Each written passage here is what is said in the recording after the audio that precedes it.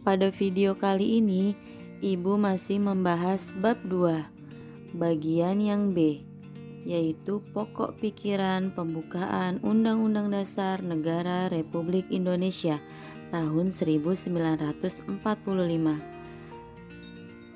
Poin pertama yaitu hakikat pokok-pokok pikiran pembukaan Undang-Undang Dasar Negara Republik Indonesia tahun 1945. Poin kedua tentang arti penting pokok pikiran pembukaan Undang-Undang Dasar Negara Republik Indonesia tahun 1945. Hakikat pokok-pokok pikiran pembukaan Undang-Undang Dasar Negara Republik Indonesia tahun 1945. Selain mempunyai makna yang sangat mendalam, pembukaan Undang-Undang Dasar Negara Republik Indonesia tahun 1945 juga mengandung pokok-pokok pikiran. Pokok-pokok pikiran tersebut menggambarkan suasana kebatinan dari Undang-Undang Dasar Negara Republik Indonesia tahun 1945 serta mewujudkan cita hukum yang melandasi hukum dasar negara, baik yang tertulis maupun yang tidak tertulis. Pokok-pokok pikiran tersebut diantaranya sebagai berikut.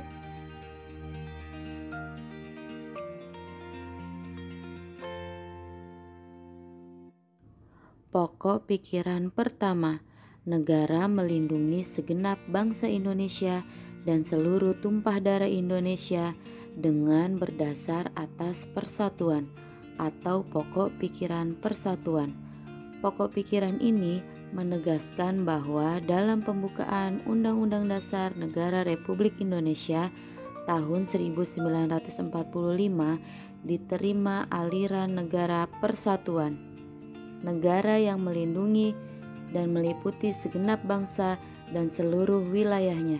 Dengan demikian, negara mengatasi segala macam paham golongan dan paham individualistis. Dengan kata lain, penyelenggara, negara, dan setiap warga negara wajib mengutamakan kepentingan negara di atas kepentingan golongan atau individu.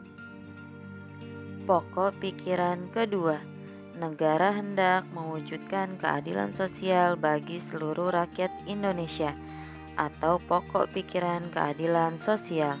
Pokok pikiran ini menempatkan suatu tujuan atau cita-cita yang ingin dicapai dalam pembukaan Undang-Undang Dasar Negara Republik Indonesia tahun 1945. Dengan demikian, penyelenggara negara dapat menentukan jalan serta aturan yang harus dilaksanakan menurut Undang-Undang Dasar untuk mencapai tujuan memajukan kesejahteraan umum yang berkeadilan. Pokok pikiran kedua ini hendak mewujudkan keadilan sosial yang didasarkan pada kesadaran bahwa manusia mempunyai hak dan kewajiban dalam kehidupan masyarakat. Pokok pikiran ketiga, negara yang berkedaulatan rakyat berdasarkan atas kerakyatan dan permusyawaratan perwakilan atau pokok pikiran kedaulatan rakyat. Pokok pikiran ini mengandung konsekuensi logis bahwa sistem negara yang terbentuk dalam Undang-Undang Dasar harus berdasarkan atas kedaulatan rakyat dan permusyawaratan perwakilan. Pokok pikiran keempat, negara berdasarkan atas ketuhanan yang Maha Esa menurut dasar kemanusiaan yang adil dan beradab atau pokok pikiran ketuhanan. Pokok pikiran ini mengandung makna bahwa Undang-Undang Dasar harus mengandung isi yang mewajibkan memerintah dan penyelenggara negara lainnya untuk memelihara budi pekerti yang luhur.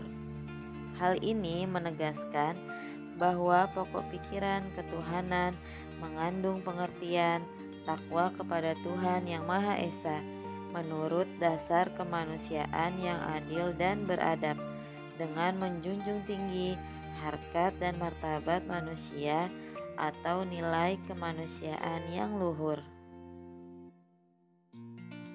2. Arti penting pokok pikiran pembukaan Undang-Undang Dasar Negara Republik Indonesia tahun 1945.